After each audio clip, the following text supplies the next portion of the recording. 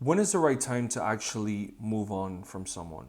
The short answer is when they have consistently showed you that you are an option to them. Okay. A lot of the times we fall for the hope of what could be, especially if you have someone, who is hot and cold, who gives you mixed signals, who gives you something called intermittent reinforcement. If you've never heard about that, it's pretty much mixed signals. It's what gets you addicted to like the lottery. It's the same thing like like slot machines at casinos and stuff like that. It's that intermittent reinforcement of the person. One time they give you a compliment, another time they're nice to you, other times they just completely go ghost and cold, but you still have that hope. That's what keeps people obsessed with a particular person. So if you've ever been obsessed with a particular person, we all have.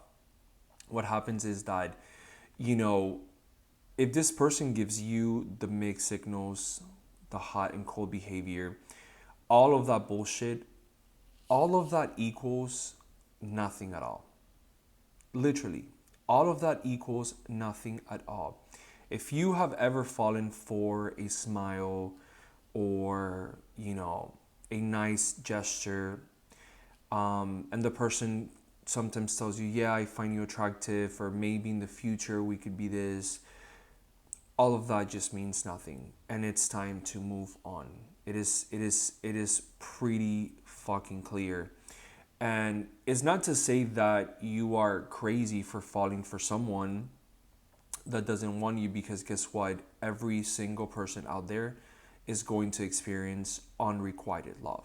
Unrequited love is, hey, I want this person, they don't want me, that sucks, right?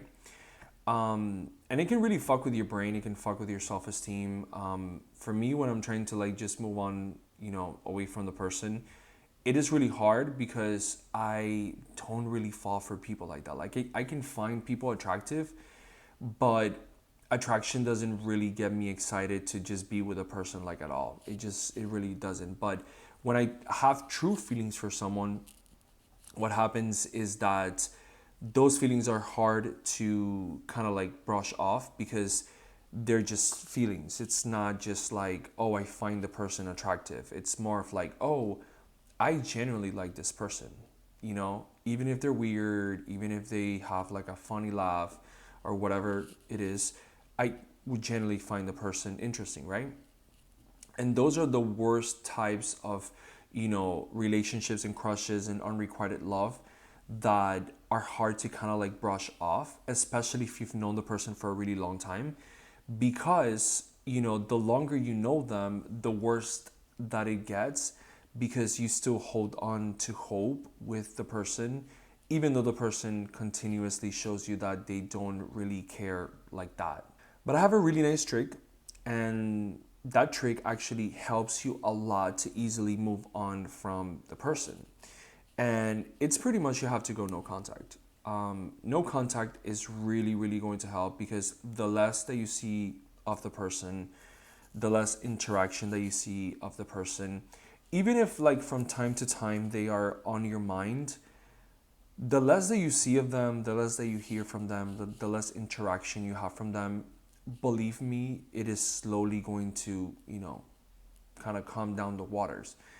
And you can put it to the test. I mean, you can put it for like 6 months, a year, depending how long it takes, for you to just really see the person as just like a person, and not like this incredible person that you've put in a pedestal. But definitely no contact is going to help a lot in a situation where nothing else has actually worked. I'll actually tell you guys a really quick story about one of my friends. She had met this guy. She talked to this guy for a really, really long time, online. She had never met him. It was a long distance relationship, and she moved to his town, and basically they were living together for like a month or two, and he after she made this big move to where he was living, which was very far from her home, he ends up telling her like, oh, I'm not in love with you. So obviously she was brokenhearted because it's like, what? Like, you made me go all the way to this, far away from my home. I'm living with you now, and you're telling me you're not in love. So he told her that, and she even had to have therapy to kind of get over that situation because, again, it's a really hard situation to deal with something like that. And the therapist told her, hey, get the fuck out of there. Like, when someone tells you they are not in love with you, you only have one option. There's no other option, only one, and is get the fuck out of there. So she did. She like moved, she moved away. She stayed in the same town, but she had like her own apartment and stuff like that. And within like, I believe within like a few, I think it was like 2 or 3 months, this guy out of nowhere comes out and he proposes to her, which is like, okay, 2 months ago you just said that you were not in love, now you're proposing. Okay, great. But it can happen, and the reason why I'm bringing up this story is because sometimes the person may be confused, because sometimes love is really really hard to deal with, and you may actually love someone, but you're so afraid of just being intimate, and getting and things becoming too real. And she said yes, and they ended up getting married, and now they have kids. Now, as far as I know, if they're really in love, I don't really know. I don't know if they're really in love like that. But stuff like that can happen. Usually, like when you just back away from a situation, with a person, what happens is that the person does come back, and they realize that they don't want to lose you, and they might offer you marriage. So that's pretty cool. But I don't really expect that most of the time in these types of situations, when someone